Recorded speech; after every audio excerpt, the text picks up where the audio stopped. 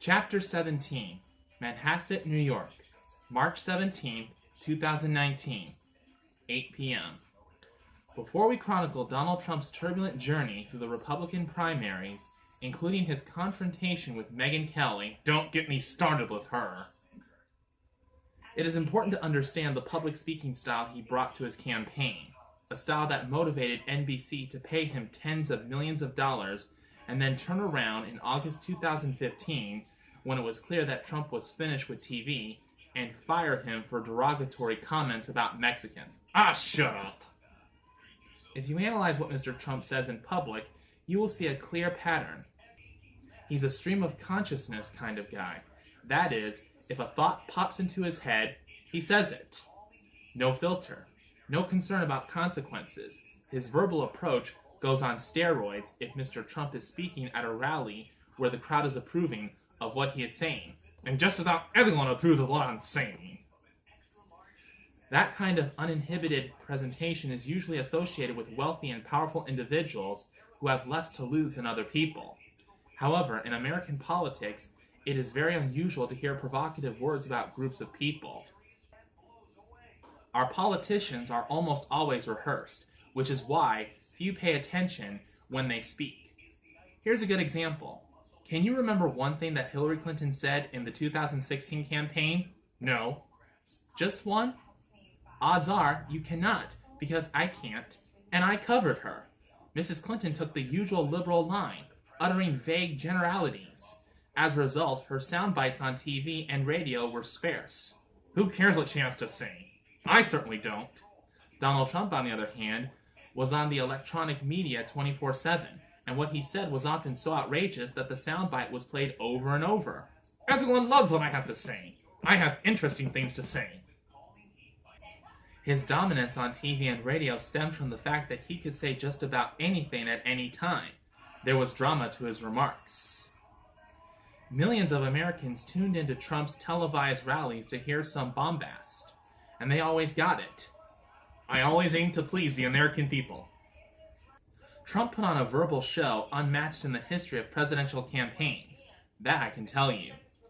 In fact, Donald Trump made Andrew Jackson and Teddy Roosevelt look like Mr. Rogers, rhetorically speaking. I'm the best.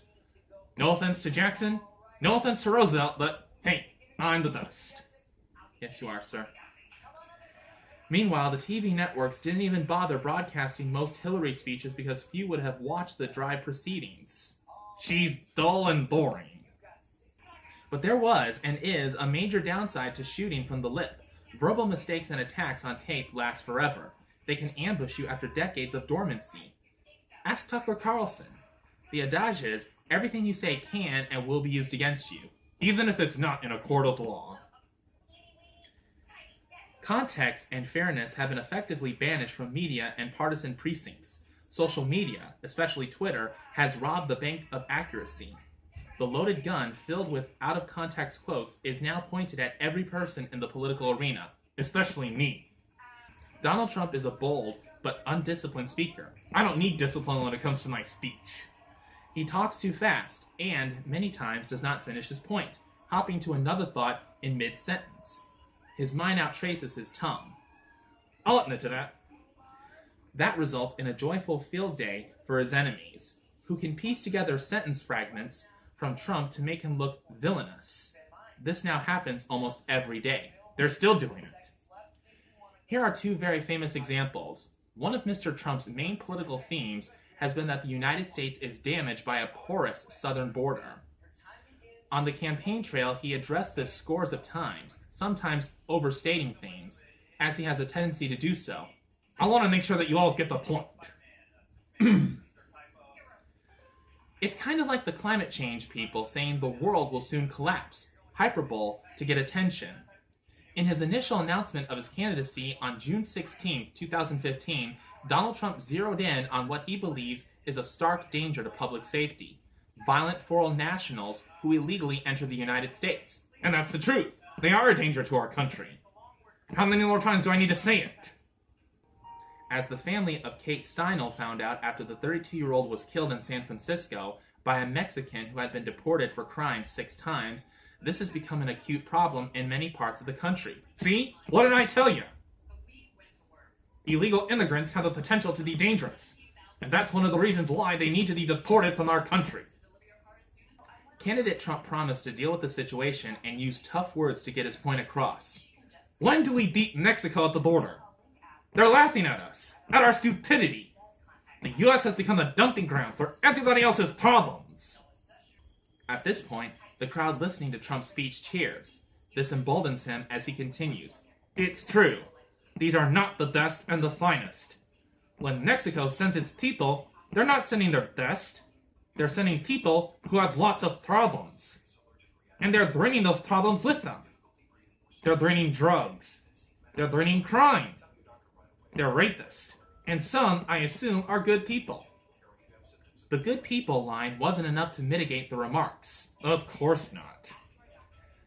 Donald Trump was immediately branded a racist for disparaging all Mexicans, even though his words dealt with the crimes of some undocumented aliens, drug cartels, people smugglers, and corrupt Mexican officials. Those issues are real. Oh, yes, they are. They are indeed real. And I talked about those things. But Trump lumped them all together in a generalized verbal stew and was immediately hammered by his enemies in the press. I'm not surprised. Mr. Trump himself was surprised by the racist branding, but did not back down. A few weeks later, he objected to a Mexican-American judge hearing one of his civil cases, as he felt the judge might be biased against him because of the June speech. Not an illogical supposition. But it gave the anti-Trump forces even more ammunition, and the racist thing took hold in the media. Yep. What Donald Trump does not seem to accept is that political correctness now dictates what can be said in America. If you generalize about a minority group in a negative way, you will be harshly punished. There is no explanation that will stop that. Corporations, in particular, will not tolerate any negativity toward minority people, period. Once racism was in play by the media, Donald Trump was on constant defense, a posture he does not like. Then came Charlottesville, Virginia. Here we go. On Saturday, August 12, 2017, a group of white supremacists gathered to protest the proposed removal of a Robert E. Lee statue in the hometown of Thomas Jefferson and the University of Virginia. This is so stupid. The diminishment of the Confederate general is an emotional topic in the South, and the exhibition that Saturday drew civilians engaged in the topic, as well as right-wing and left-wing extremists, some of whom had violent intentions. The crowd numbered about 2,000. Some folks showed up simply to watch what might unfold, knowing that any demonstration featuring neo-Nazis could become explosive. Others turned out to make their feelings known about the statue, both pro and con. They were not organized. They simply responded to a controversy in their area. Donald Trump is sympathetic to those who do not want historical statues replaced. There should be no reason for that. Believing that American history, both good and bad, should be on display. Of course! How can we learn from our past mistakes? Incredibly, despite the rally being so well publicized, the Charlottesville police, along with the Virginia State Police, were poorly organized, and when violence began, they could not control the situation. That's pathetic. Horribly, one woman was fatally hit when a neo-Nazi purposely plowed his car into a crowd. 19 others were hurt in the fracas. The White House, of course, was aware that the situation had quickly gotten out of control. President Trump's initial statement said this: "We condemn, in the strongest possible terms, this egregious display of hatred, bigotry, and violence on many sides." The use of the words "many sides" became a major problem because the media narrative was already established. The white supremacy movement had caused the violence. What was this many sides business? Yes, there were radical leftists on the scene looking for trouble, but so what? The Nazis were responsible. Under severe media pressure, the president issued another statement to clarify, "Racism is evil, and those who cause violence in its name are criminals and thugs, including the KKK, neo-Nazis, white supremacists, and other hate groups that are repugnant to everything we hold dear as Americans." Strong and specific words, but not enough for the hate Trump media. Of course not. Which again was becoming increasingly invested in the president is a racist point of view. It's stupid and it's not true. Then Mr. Trump reignited the fuse, answering some press questions. He ad-libbed this. Excuse me, they didn't put themselves down as neo-Nazis. And you had some very bad people in that group. But you also had some people that were very fine people on both sides. You had people in that group. Excuse me, I saw the same pictures you did that were there to protest the taking down of the Lee statue. To them, a very, very important statue and the renaming of the park from Robert E. Lee to another name. Armageddon. Fine, people on both sides. The media went wild. President Trump excusing racist went the cry. That's bullcrap. He's a racist himself. That's bullcrap. Bullcrap. If you analyze the neo-Nazi part of the ad-lib, Mr. Trump was apparently trying to say that not all the pro-statue people were sympathetic to the fascist. That's right. Pay attention. Trump was attempting to make the point that not everyone present was a racist hater, but his ad-lib was garbled, not precise. And so, as with the Mexican immigrant remarks, he was figuratively hung by his tongue as the racism brand surfaced again. It is important to understand that the term racist has now been weaponized by the far left. It is thrown around to inflict harm. That is wrong. In a just society, the racist accusation should never be made unless there is evidence beyond a reasonable doubt. And there is none for me. Many Americans who consume news are distracted and do not always understand the context of complicated statements. To some, in the national media, there are no fine people in support of the Robert E. Lee statue. They are all racist if they hold that point of view. So the president should have condemned them all, not endorsed their fineness. But casual news consumers may not be aware of the overall Lee statue issue, thus confusion reigns. Fake news! And if anyone dared defend Mr. Trump or even pointed out context, he or she risked being branded a racist as well. That's how unfair they are. To be fair, it is understandable why some Black Americans and Mexican Americans might be suspicious of Donald Trump's mindset. Why? He does not go out of his way to clarify statements that need more definition. In this explosive political time, words must be chosen carefully or else. Well, I'm not good at that. I can state with certainty that Donald Trump did not believe he would be branded a racist when he sought the presidency. That was never in his mind. Boy, was I wrong.